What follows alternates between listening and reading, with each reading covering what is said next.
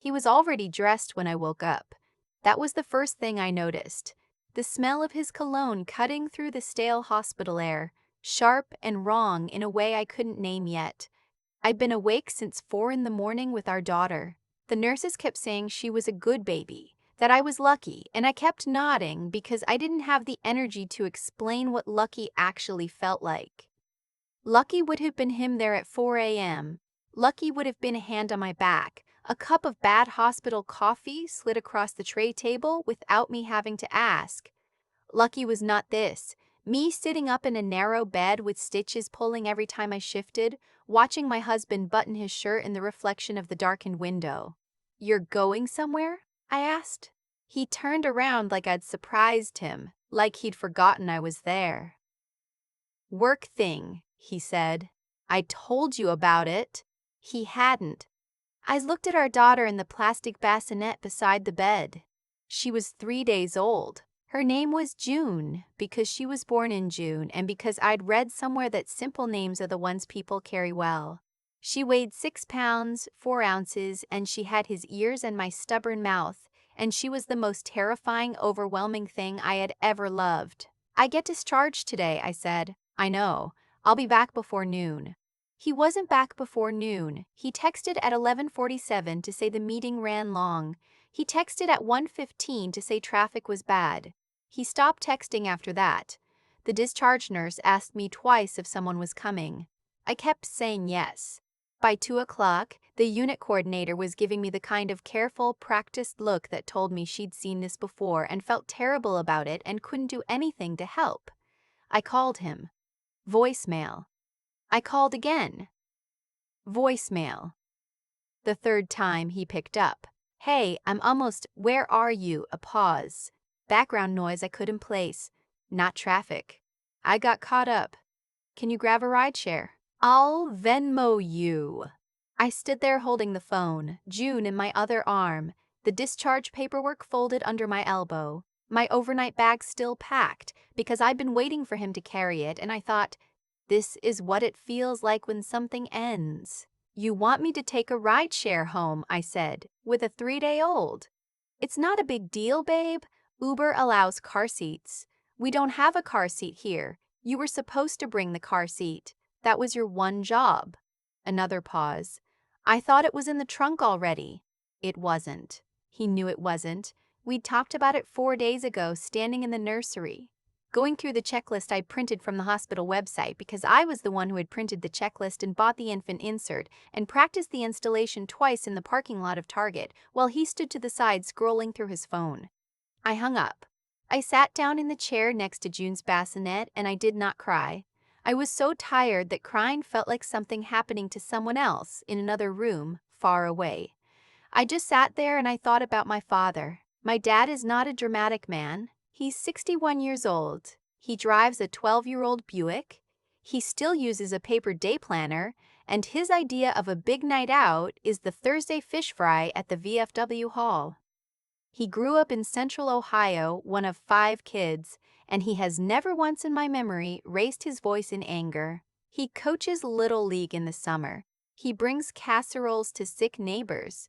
He is genuinely, uncoolly, completely good, and I had spent most of my 20s not fully appreciating that. I called him. He picked up on the second ring, the way he always does, like he's been waiting. "Bug," he said.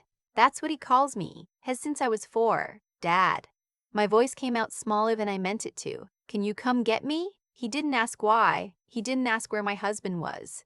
He said, "I'm already putting my shoes on," and he was there in 47 minutes with the car seat from his trunk, the backup one he'd bought when June was born, and installed himself, just in case, because that is exactly the kind of man he is. He carried my bag.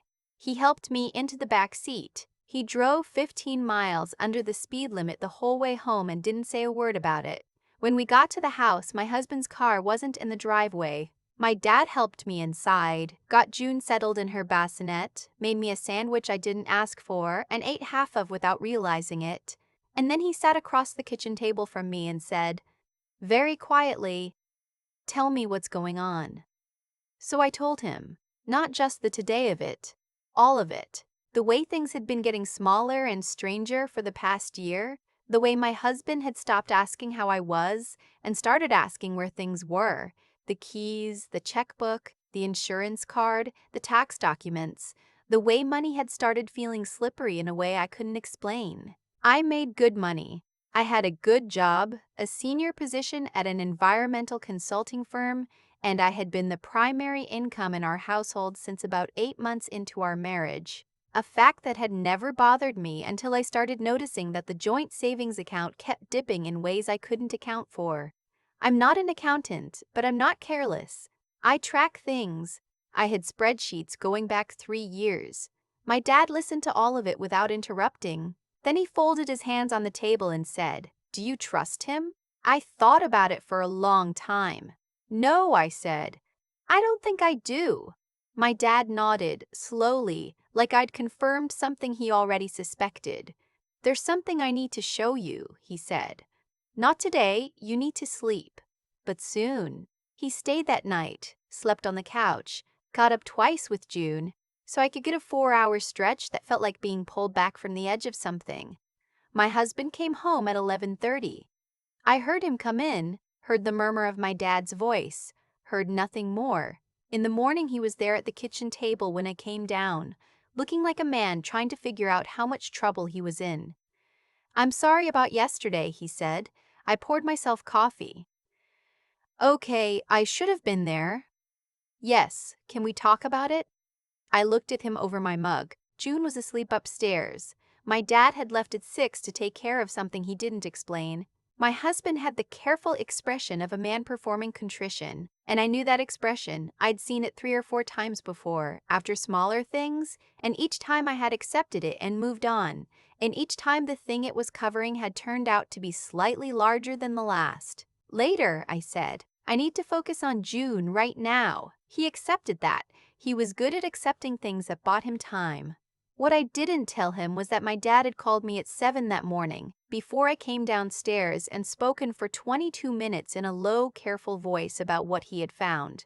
My father is not a dramatic man, but he is a thorough one. He'd been watching things for longer than I knew. Not because he was suspicious by nature, but because a few months earlier, my mother-in-law had let something slip at a family dinner.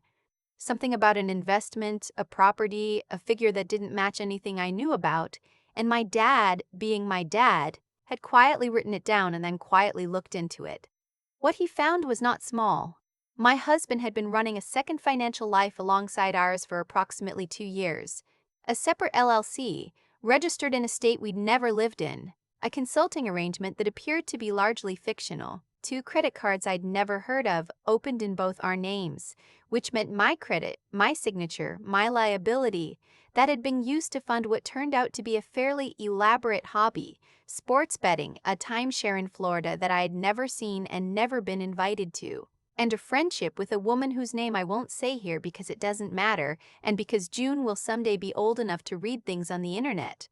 My dad had a lawyer on the phone before I finished my first cup of coffee. Her name was Patricia. I know, but she goes by Pat, and she is 63 years old and has the energy of someone who has heard every possible version of the story and is still angry about all of them.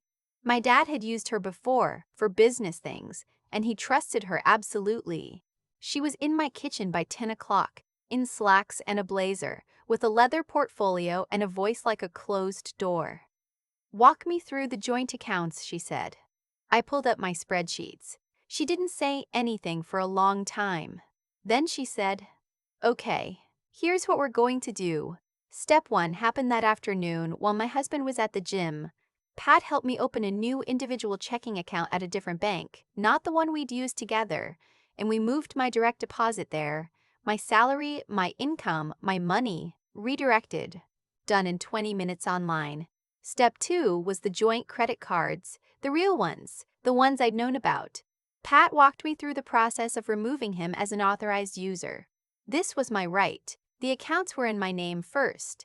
He would still be responsible for the fraudulent ones he'd opened because those had my forged signature on the applications, which was its own legal category of problem that Pat was already building a file on. Step 3 was the house. We'd bought it together, but the down payment had come entirely from me, money I'd saved before the marriage, transferred from an account that was solely mine, and I had documentation going back to the original wire transfer. Pat said that made things considerably cleaner. My husband came home from the gym at 1:30. He was in a good mood. He brought back smoothies. He set one down in front of me and kissed the top of my head, and I let him because Pat had been very clear. Don't change your behavior. Don't change your behavior. Don't let on. Give us 72 hours. I drank the smoothie. It was mango, my favorite. I thought about what it means to know someone and not know them at all, simultaneously for years.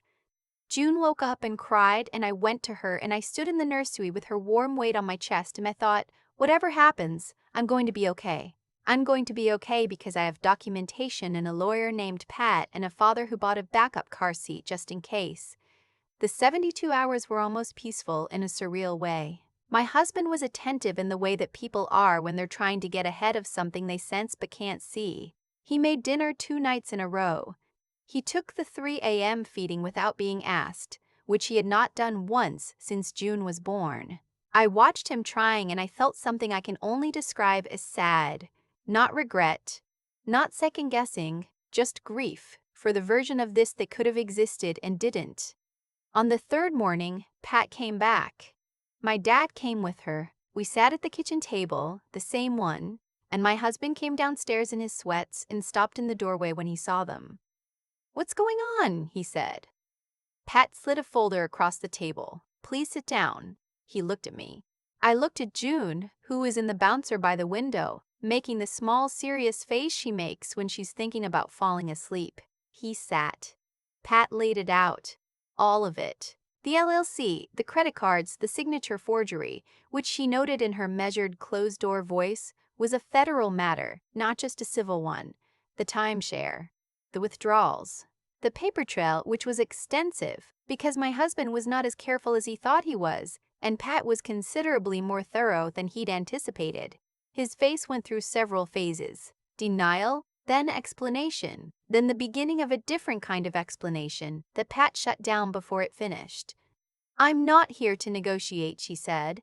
"I'm here to inform you of your options. You can cooperate with the divorce proceedings, in which case we will not pursue the forgery charges separately, or you cannot cooperate, in which case we will.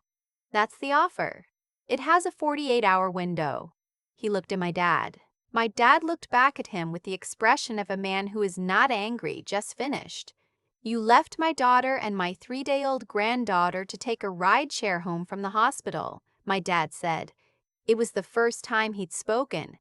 His voice was completely level. "I want you to understand that I would have helped you. I would have welcomed you. You had a chance to be the kind of man I thought you were, and you chose not to. This is the consequence of that choice." My husband started to say something. "The 48 hours starts now," Pat said. He cooperated.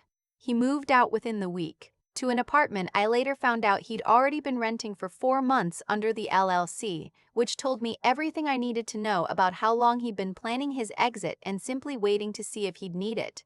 The divorce took 8 months. It was not pleasant, but it was clean in the way that things are clean when one side has documentation and the other side has a lawyer who keeps trying to delay. He retained partial rights to June, supervised visitation bi-weekly because Pat fought for it, and the judge agreed it was in June's interest to have a father present, and I believe that too, even now, even after everything. She deserves to know him. She deserves to make her own assessment of who he is. I moved back into the house with June. My dad came over every Sunday, still in his 12-year-old Buick, still with his paper day planner. He started doing the Saturday morning grocery run, so I could sleep in until 7:30, which sounds small and is enormous. My mother-in-law called me once, about 3 months after the divorce was finalized. She said she was sorry. She said she'd known something was wrong and hadn't said anything, and she was sorry for that. I told her she could still be in June's life if she wanted to be. She cried. I didn't, which surprised me. June is 7 months old now. She has figured out how to grab things on purpose, and she is very pleased about this development. She grabbed my dad's reading glasses off his face last Sunday and held them up like a trophy, and he laughed so hard he had to put his coffee down. I took a picture. It's my lock screen. Some nights I lie awake and I think about that moment in the hospital room, my husband's cologne in the air and his voice on the phone saying, "Can you grab a rideshare?" Like it was nothing. Like it was a minor logistical inconvenience, and not the moment I understood exactly who I had married and exactly what I needed to do next. I don't think about it with anger anymore. Mostly I think about it with something like clarity. The particular sharpness of a thing that seemed complicated right up until the moment it wasn't. I had been so afraid for so long of the ending. I thought it would break me. I thought I couldn't do it alone. But I wasn't alone. I had never been alone. I just hadn't called yet. If you're reading this and you're in the waiting place I was in, the place where you know something is wrong but you keep finding reasons to not look at it directly, I'm not going to tell you what to do. I don't know your situation. I don't know what you're carrying. But I know this. Make the spreadsheet. Keep the documentation. And if you have someone in your life who would put their shoes on before they even ask why, call them. Don't wait until the hospital. Don't wait until you're sitting in a plastic chair with stitches pulling and a 3-day-old in your arms and a bag no one came to carry. Call them now. They're already reaching for their keys.